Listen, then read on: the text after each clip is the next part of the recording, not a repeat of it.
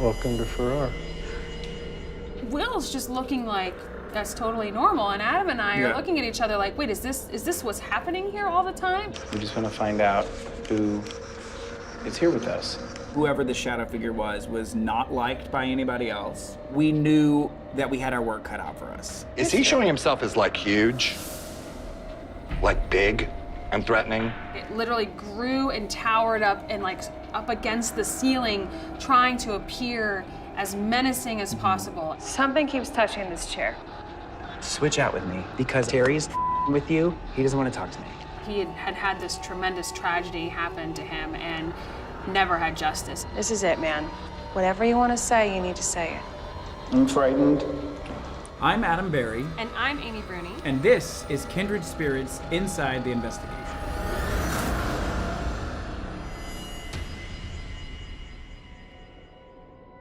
We have heard about the Farrar School for many years. That's one of those places when we meet people on the street, they're like, have you been to the Farrar schoolhouse? Right away, I'm just struck by how big it is. Right. And there's only two of us. As soon as we saw the place, we knew that equipment-wise, it was gonna be tough, and even time-wise. Even though we're there for 3 or 4 nights, do we have enough time to cover all the space and figure out who's there? How has it changed recently? It's gotten a little darker.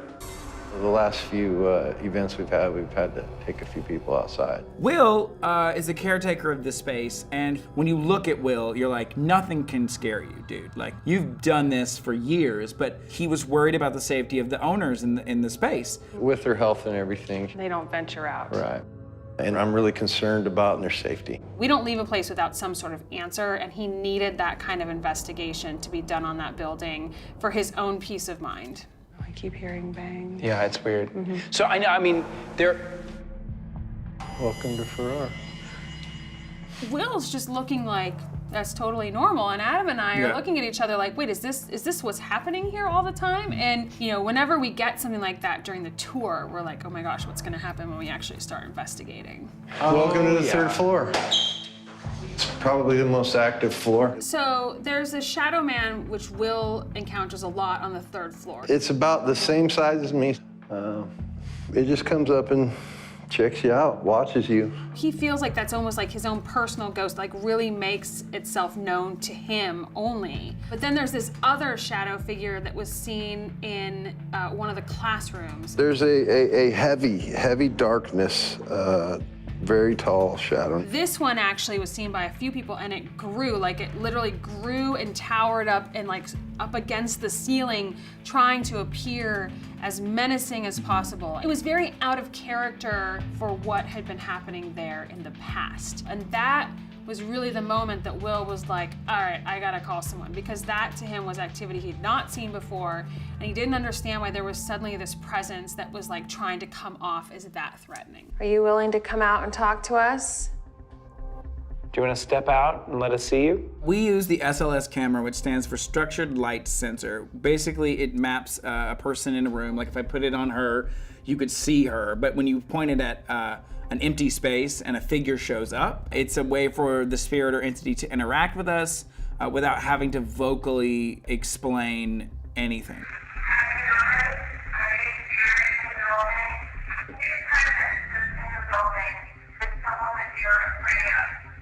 When an entity shuts down like that, that really is hard for us only because we need information. But it lets us know who we're kind of dealing with. Whoever the shadow figure was not liked by anybody else. And, we knew that we had our work cut out for us.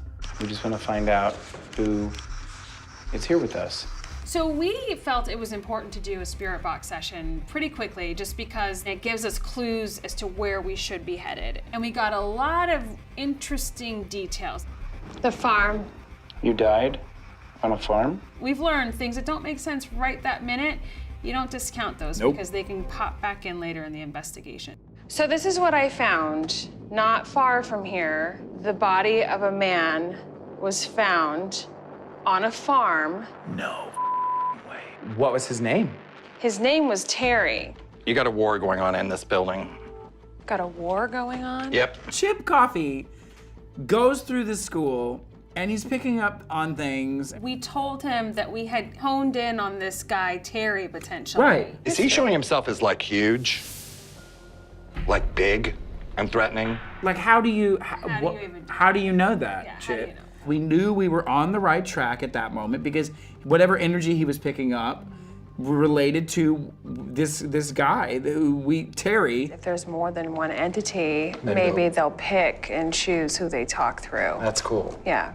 What we wanted to do was do a spirit box session where Chip would listen and Amy would listen and I could ask the questions. But now both of my friends. With you. Yes, you were with me.